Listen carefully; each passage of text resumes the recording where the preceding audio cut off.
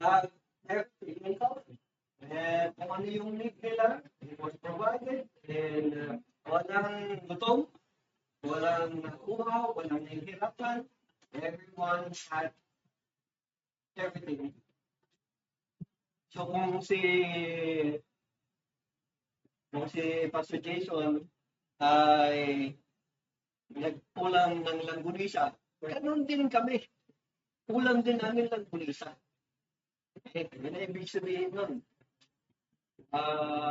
Hindi pwedeng yung isang family, they are they're eating while one family is starving. Okay? But somehow, through the ages, someone adapted the idea of communism, and ano nangyari? It was perverted. It was corrupted. And everything was in common. Like for example, the common people had everything in common. Pero yung mga nasa taas, yung mga nasa position, they were enjoying the fruits of the labors of the people. Yun ang perversion ng communism. So, anyways, this is the last, hindi pa pala, this is the second to the last Sunday of the month of September. At napakaganda kasi despite of the weather, bad weather that we have, tayo ay pinagpala pa rin ng Panginoon to be in this space again, to speak up and to learn of God's Word. So, ngayong umaga, this is the third topic on grace. Okay? Tayo ay mag-aaral ulit patungkol sa biyaya ng Diyos sa atin. But before that, let us come to the Lord in prayer. Father, is with humble heart that we come before you and we seek your presence in our midst. Pray, Father, for your working in us, and I pray that our hearts will be open and thirsty for the truth that will come from your word. Thank you, Father, for everyone who has come, and for those who were unable to come. I don't know their reasons, but Father, I pray that you will guide them and that you will continue to bestow upon them this. This is my prayer in Jesus' name. Amen. The last two Sundays, naging topic natin was about grace, actually. The first was about salvation is grace, and then binaliktad lang natin grace and salvation. But basically, the topic was all about grace, the grace of God that was given to us. And so now, today, this morning, I would like us to look into the word grace more. Lalo nating kasaranan kung ano ang biyaya. You need to understand, mga kapatid, kasi I need to make a real point on the word grace, the biblical grace. Okay? Dahil maraming Kristiyano ang nakakalungkot na kahit na matandang Kristiyano na sila, they still don't know or understand what grace is or what biyaya is. Okay? In Romans chapter 3, 22 to 24, it says here, even the righteousness of God through faith in Jesus Christ for all those who believe. For there is no distinction, for all have sinned and fall short of the glory of God, being justified as a gift by His grace through the redemption which is in Christ Jesus. So ito yung gagawin nating jumping board to learn more of what grace is. So the very core of the good news, okay, yung gospel na ating laging tanan-tanan, yung lagi nating dala-dala. And ito yung gospel, yung magandang balita na inihahayag natin sa maraming tao. The main core of the gospel is grace. Okay? Biyaya. Okay? At napakagandang kailangan maintindihan natin that this is very essential. Okay? This is very essential, meaning this is very important to understand so that we would know how we stand before God. Okay? Dahil kung hindi natin mauunawaan kung ano ibig sabihin ng biyaya or grace, we will not stand correct or right before God. Okay? Despite of all the things that God has done for us, if our hearts will not be right in understanding grace, matutunghayan natin na ang buhay natin ay magpapatuloy na hindi pinamumuhay sa biyaya. Okay? So no amount of theological study, kahit na ilang beses ka na, nag-doctorate ka pa sa seminary, kung hindi mo alam kung ano ang tamang biyaya, ano ang ibig sabihin ng tamang biyaya, your heart will not be right with God. Yun ang nakakalungkot doon. Kasi many would continue with their Christian lives without the understanding or without the right understanding of grace. Sa buhay ng isang Kristiyano, kailangan nating matunghayan na mayroong tatlong yugto. There are three parts in a Christian life. Okay? Una is justification. Pangalawa, sanctification. And then yung pangatlo, glorification. Ang problema, meron yung pagkakaintindi nila dito sa justification na yes, it's true. It should be grace. Grace. Justification, or being justified before God is grace. And also, glorification. It's all about grace. Pero, along in the middle, yung pagkakaintindi ng marami is about good works plus grace. This should not be, kasi kailangan grace din siya. Okay? Now, to further explain,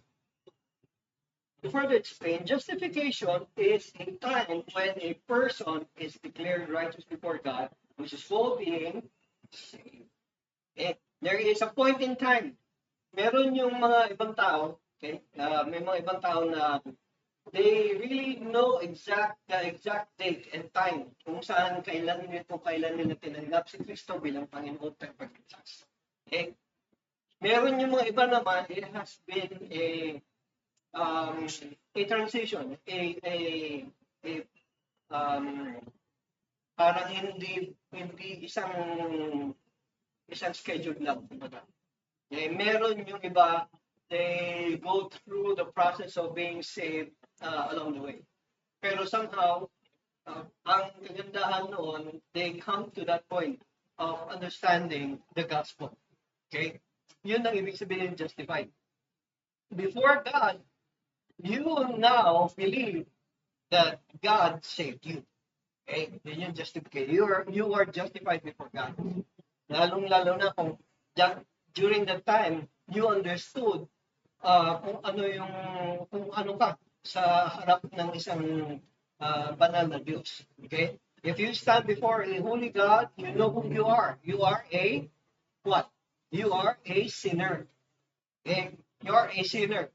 But because of the doings of God, because of the work of God, of salvation through Jesus Christ, now you believe, then you are saved. Yun yung justification. You are justified. Okay? Yung sanctification has something to do with ito yung justification. Kunwari, let's just put it this way.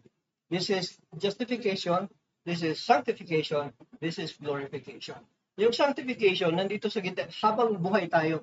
Habang nakaupo kayo dyan, nakatayo ako rito, this is yung day-to-day living natin is sanctification. Okay? This is how we live and grow in Christ Jesus, experiencing God's grace in every aspect of life. Yun ang ibig sabihin niya ng sanctification. Susunod nun, yung glorification. Ano ibig sabihin ng glorification? When you die. When you die.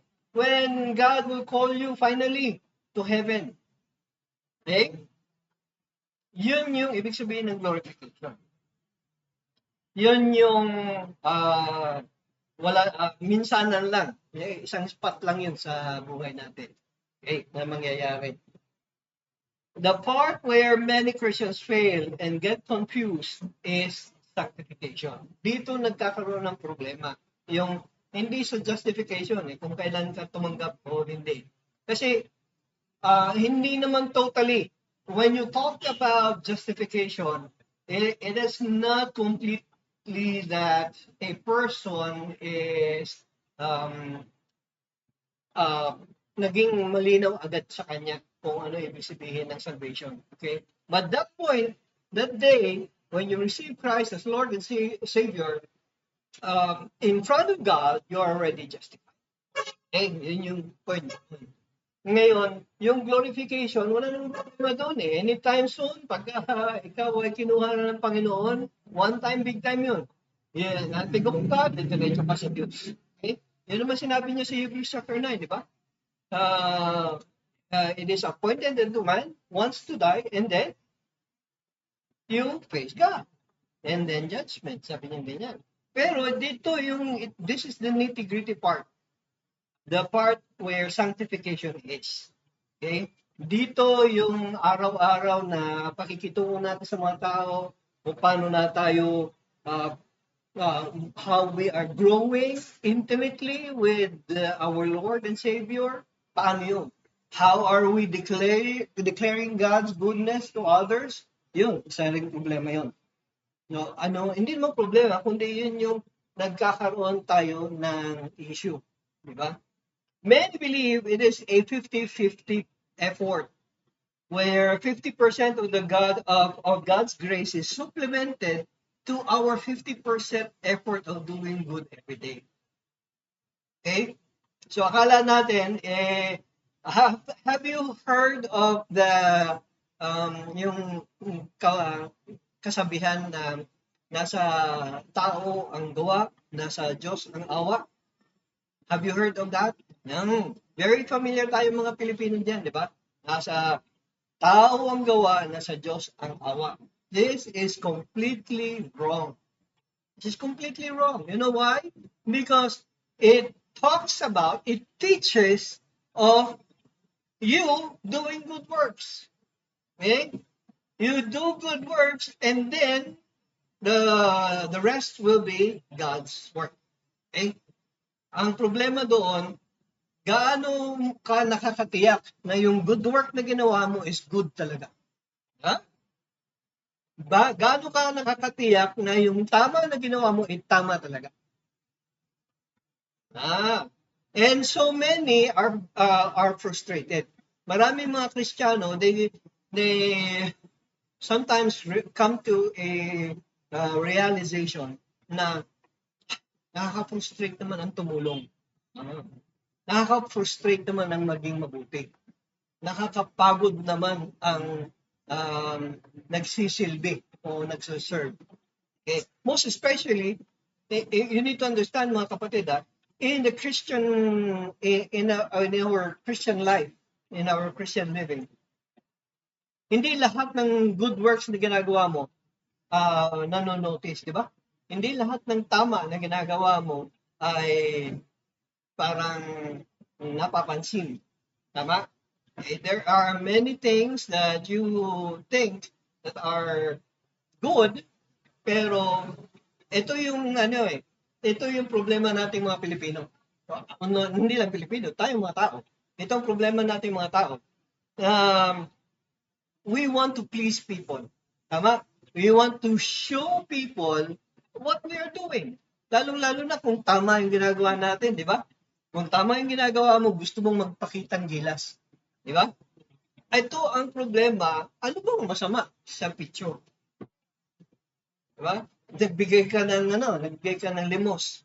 Tapos pinasundan mo ng picture. Ano masama doon? Picture di ba? Di ba? Parang nag-groupie lang kayo nung binigyan mo ng pansit. Okay? Ano bang masama doon? Anyone? Ano masama doon? Picture lang naman, di ba? Ah, pang collection ko lang. Ah, pang pangdagdag ng likes, di ba? Pangdagdag ng likes. Yan ang problema. Ang problema natin doon, nababahiran ng kasamaan yung isang bagay na ginawa nating kabutihan. Tama? Ang nakakalungkot doon, lalong-lalo na kung yung yung tunay na um, gustong sabihin ng puso natin, yun yung lumalabas sa actions natin. Okay? Kailangan mag-ingat tayo mga kapatid. If this is the case, sabi niya ganyan, if this is the case, then we all fall short. Lahat tayo. We all fall short of what is seemingly required of us according to our own standard. Kasi tayo mismo gumawa ng standard natin, di ba? Tayo yung gumawa ng measurement natin. Tayo yung mismong gumawa ng rules natin. Okay? Pagka tayo yung gumawa ng sarili nating rules, what happens? Siyempre, hindi tama yung reference mo, hindi tama yung standards mo. Kailangan, saan natin kukunin yung standards natin? From God Himself, di ba? Sa Kanya mismo makukuha dapat yung standards natin. Ngayon, ang tanong, kung gagamitin natin yung standards natin, ni God, okay? Let's say, ginamit natin yung standards ni God. And then, ibabangga mo ngayon. Parang kukunin mo yung good works mo. Ibabangga mo ngayon dun sa standard. Pag bangga mo ganyan dun sa standard, hindi umabot. Hindi tama. Hindi tugma. Bakit? It falls short of what is needed. Yun ang ibig sabihin ng kapatid. So again, God gives no such requirements. Walang requirement para sa atin. Except for coming and buying without money. Later on, explain ko na itong phrase na ito. Except for coming and buying without money. Grace is all about God's complete provision of salvation through Jesus Christ and filling up the gap of what we have done by ourselves. Kasi wala naman actually gap. Tayo lang ang nag-i-imagine ng gap. Okay? Parang for us people, lalo-lalo na sa ating mga hindi nakakaintindi kung ano ibig sabihin ng biyaya or grace of God, we somehow think that there's something that we need to put more. Ba? Parang sa atin, we need to add more to what Jesus Christ did on the cross. Ba? Parang para sa atin, kulang. Kaya kailangan pong mag-supplement. Okay? And ang problema, yung kulang na yun, hindi natin naintindihan kung ano yung ibig sabihin ng kulang. Ano ba talaga yung kulang? And from where did you even think of, from where, from the Bible, did this say that there is something missing from what Christ did? Kasi kung ganun, talagang inadequate yung ginawa. Pero hindi. Sapat na, di ba? Sapat na kung ano yung ginawa ni Kristo na para sa ating kaligtasan. Hindi na kailangang i-bridge o hindi na kailangang dagdagan pa. Hindi na kailangang may puwang. May maliit na puwang kailangan dugtungan pa natin. If that's the case, then ang problema, lahat will not be saved. Okay? Furthermore, when we talk about grace and why it is necessary, the first question that pops up is, why do I need it anyway? Bakit kailangan ko? Bakit kailangan ko? Maraming hindi nakakaintindi kasi most especially when we present the gospel to people, when we start presenting the gospel, tatanungin nyo, bakit kailangan ko yan? Diba? Pagka may sinasabihan tayong you need salvation. Okay? Pamumukha mo ngayon sa kanya kung ano yung kakulangan niya, tama? Kung ano yung kamalian niya at kung ano yung hindi tama na ginagawa niya. So kailangan nating maintindihan na yung kinakausap natin when we are sharing the gospel to a person, kailangan maunawaan niya kung ano yung need niya. Okay?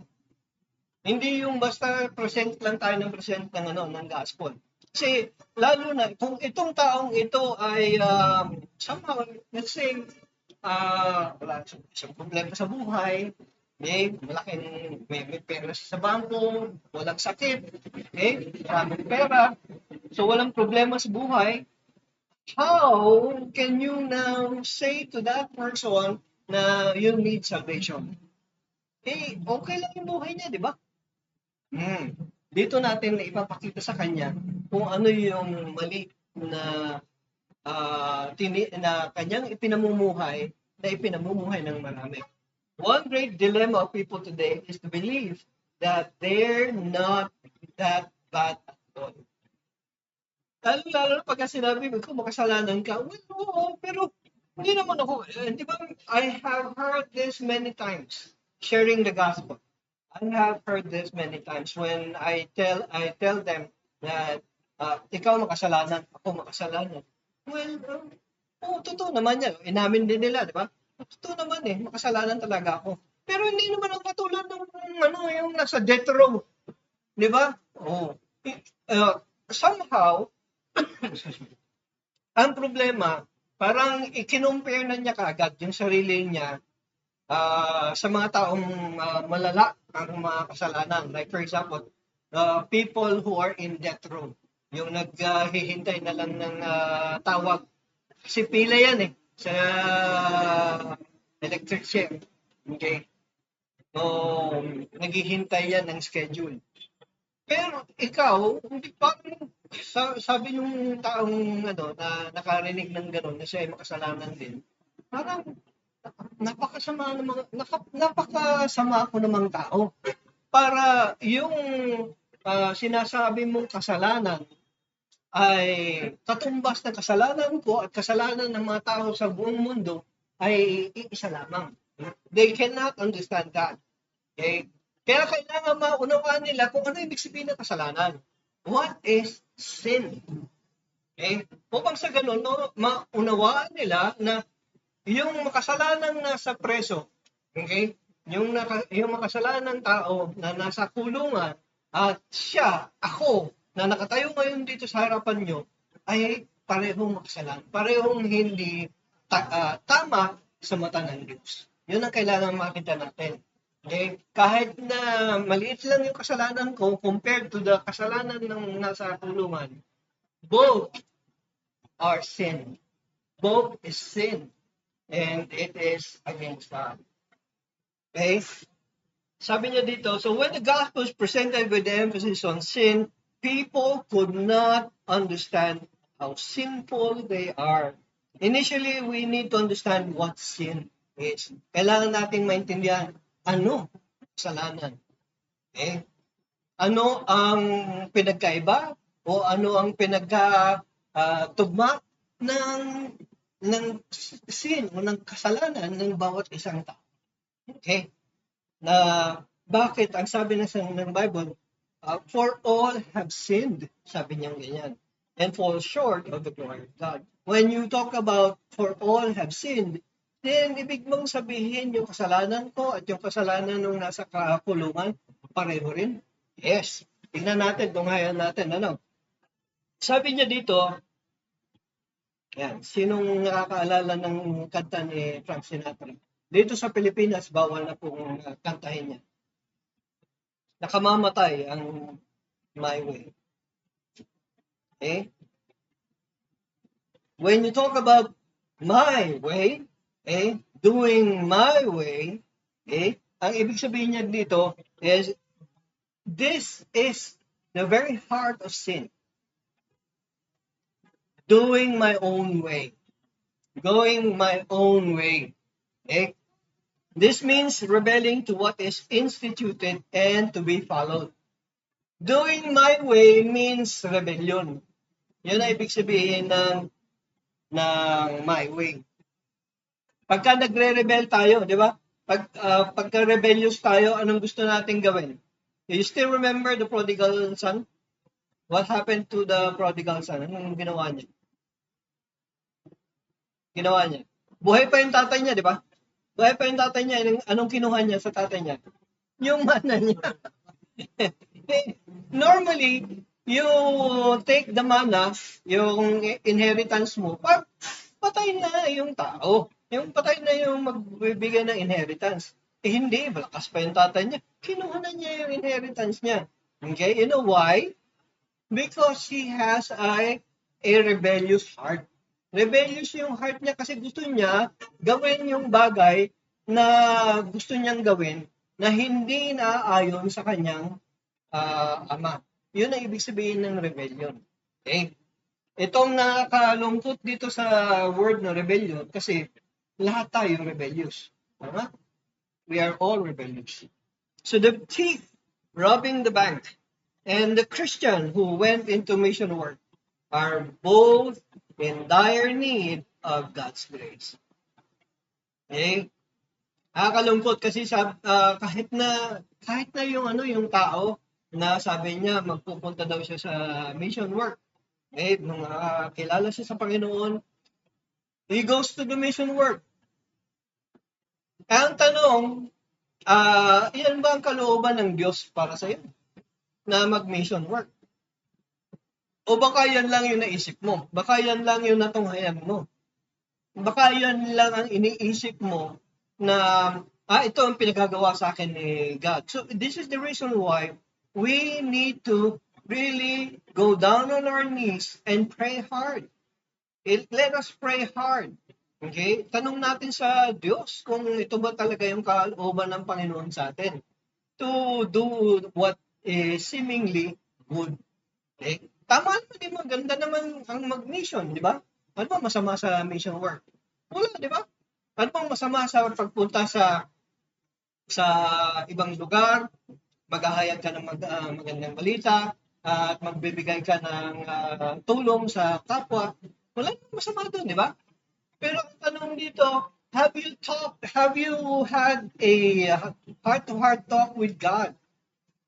At tinanong mo sa kanya, ito ba ang pinagagawa mo sa akin? Okay?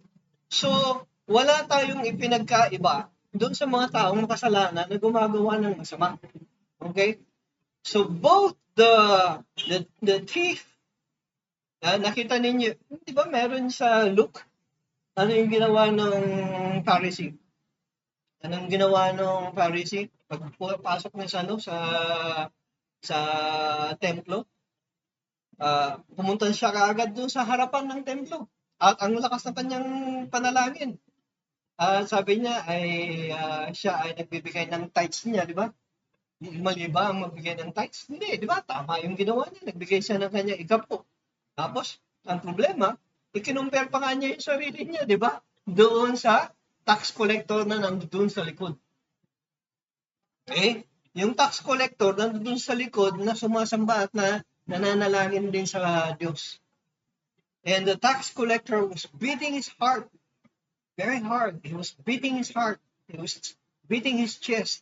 Sabi niya, forgive me for I am a sinner. Talagang nakita niya yung pagiging masama niya. Okay? Pero yung isa, matuwid na tingin niya sa sarili niya, di ba? But both of them, both man, these men are all both sinners. Pero sino ang sa tingin ninyo umuwi ng maayos ng pakiramdam? Yung tax collector. Because he recognized his sin, his inadequacy before God. Kaya kailangan maintindihan natin kung ano tayo. In Isaiah chapter 53 verse 6, sabi niya that all of us like sheep have gone astray. Tingnan niyo, tunghayan ninyo, sabi niya, each of us has turned to his own way. That is rebellion. Yan ang ibig sabihin ng rebellion. Doing your own way. But the Lord has caused the iniquity of us all to fall on Him, on Jesus Christ. Napakaganda, di ba ba? That is what it means by doing your way. Kaya kailangan maintindihan natin mga kapatid what grace is. Grace is doing God's way. What is God's way anyway? Grace is given to both sinners and saints who are guilty of sin.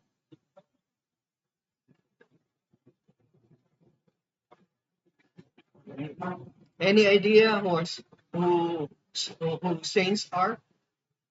Who are the saints? Anybody? Who are the saints? We are the saints. Okay? Pagka sinabi mong saints, believers. Hindi yung mga rebultuhan na nakatayo sa simbahang malalaki na may hawak na olive leaf, gano'n. Hindi yun. Yung namatay na. Ang sabi ng Biblia, salita ng Panginoon, those who believe, those who are believers, they are the saints. Okay? Hindi yung mga patay lang. Okay? And both the sinner and the saints, although kahit na believer tayo, we are still sinners. Tama? We're still sinners. Kaya kailangan natin maintindihan at maunawaan ng biyaya ng Diyos sa atin. God's grace, look at this. God's grace is robbed of power when man insists on his own merits. Lalo, napakaraming ganito, kahit mga Kristiyano na, they insist on their own merits. Ano yung merits natin? Yung mga good works natin. Pagka gumagawa tayo ng good works natin, at sabi natin, idinudugtong natin, idinadagdag natin yung mga good works natin sa ginawa ng Diyos. Sa ginawa ni Kristo bilang ating Panginoon, tagapagligtas. Okay? Pagka ganun ang gawin na ginagawa natin, ang biyaya ng Diyos ay nawawala ng kapangyarihan. Nagiging useless ang biyaya ng Diyos. Okay? You want the grace of God to have the full power in your life? Trust in the Lord. Trust in the Lord. Yun lang naman ang kailangan natin eh. Despite of being undeserving, you are undeserving, I am undeserving of anything, even of the grace of God. God gives the same amount of His grace to everyone. Amount, ibig sabihin, hindi dahil sa mabuting tao ba, mas maraming biyaya ibibigay sa'yo. O di kaya, lagi kang nasa simbahan. Kung makapanalangin ka araw-araw, tuwing umaga, nasa simbahan ka. Lumalakad ka ng paluhod, papasok ng simbahan ka. Hindi pa sapat, patalikod pa ang ginawa mo. Wow, ang galing mo talaga. Patalikod na, nakaluhod ka. Saan ka nakakita ng ganun?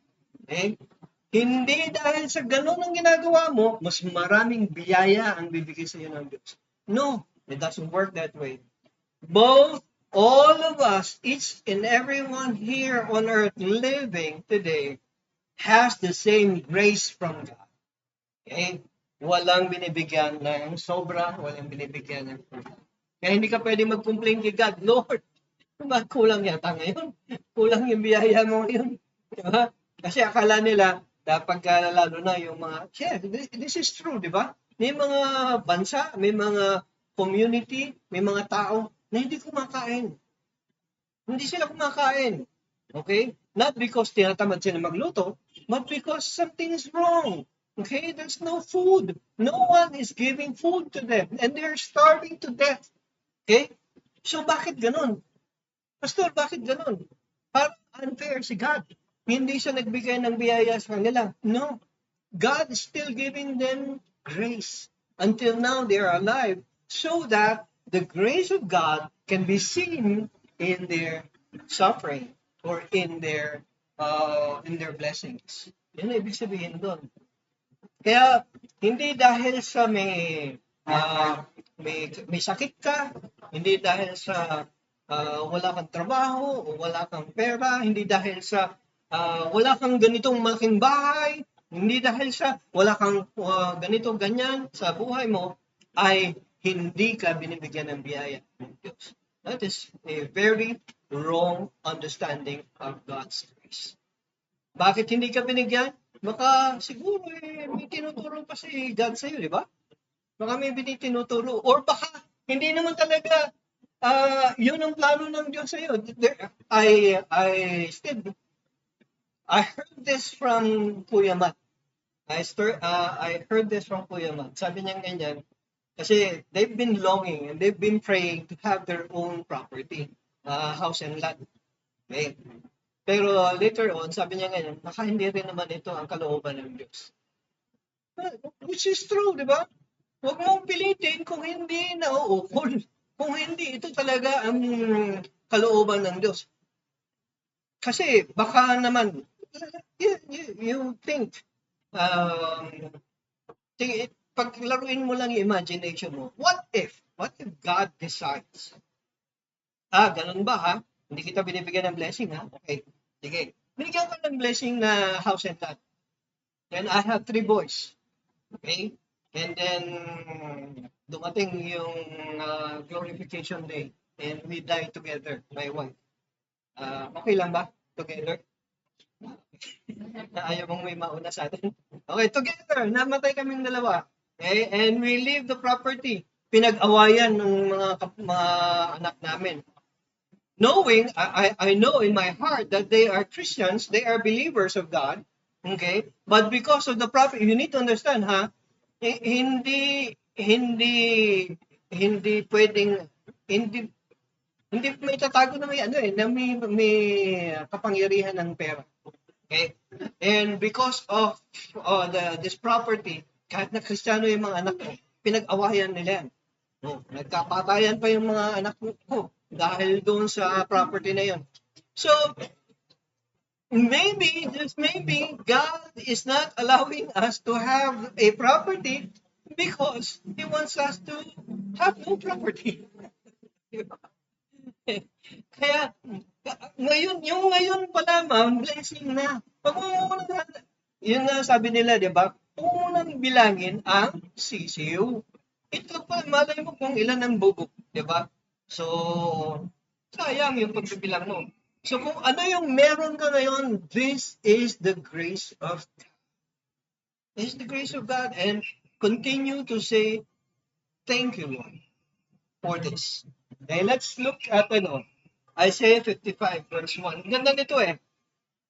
I've been looking at this passage and parang how is this possible? Sabi ko niya, everyone who thirsts, come to the waters, and you who have no money, come buy and eat. Come buy wine and milk without money and without cost. How in the world can you come without money and then pinabibili ka? Anong nun? How do you understand this? I looked at the word buy. Pagka bumibili ka, anong ginagawa mo pag bumibili ka? Like for example, pupunta ka ng grocery, di ba? Merong salansan ng mga iba't ibang noodles. Okay? May iba't ibang noodles na nagpo-promote ng kung ano nung gusto nilang i-promote, di ba? Yung isa siksik, yung isa masustansya, yung isa masarap, yung isa maraming sarsa. So ikaw, what do? You choose, right? You choose. And then when you choose, you take one and then this is what you buy. Tama? The process of buying is what? It is the process of believing. It's the process of believing. You believed in this product. So what did you do? Kinuha mo. Ito yung bibilin ko kasi niniwala ko. Wala namang matino na sige kung ano na. 'Di ba? Sabi niya ganyan. Kukunin na lang niya kung ano na, hindi siya kumbinsido, pero binili niya. Okay? Yun siguro, baka marami siyang pera, kaya ganoon ang ginawa niya. But because of the word buy, meaning you you know that you want to believe in one thing, and this is why you purchase, you buy. Doon ko naunawaan what it means by buy. When you believe, kaya nga sabi niya, everyone who thirsts, do you thirst? Hello? Well, if you know that you thirst, you come to the waters. And sabi niya ganyan, and you who have no money, kahit wala kang pera actually, you who have no money, come buy and eat, come buy wine and milk without money and without cost. Meaning, God wants you to believe. God wants you to believe. And you don't need to believe with money in your pocket. Ba? Na kailangan may value. Kailangan, sige, para sa pangmayaman lang yan. Para yun ang kanilang pangunawa. Pangmayaman lang yan. Hindi. The gospel of Jesus Christ is for everyone. For both those who are rich and for those who are poor. For those who have and for those who do not have. Kaya kailangan, dala-dala natin ito, ay paunawa natin sa mga tao what they have. Ano ang meron ba sa tao? Ang meron sa tao ay kasalanan. Yun ang meron sa kanila. Yun ang meron sa atin, di ba? Anong dapat nating ibigay? Yung wala sa kanila. Anong wala sa kanila? Ang kaligtasan na matatagpuan ni kay Kristo Jesus. Yun ibig sabihin nun.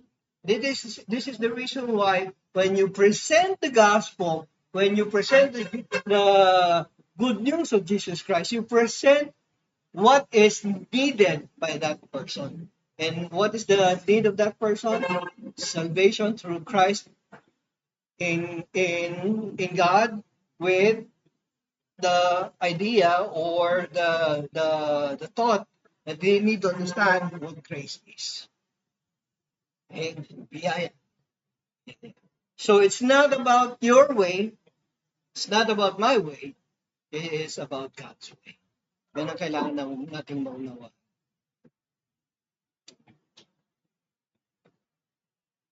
Ito ang magandang tanong natin sa ating mga sarili, mga kapatid.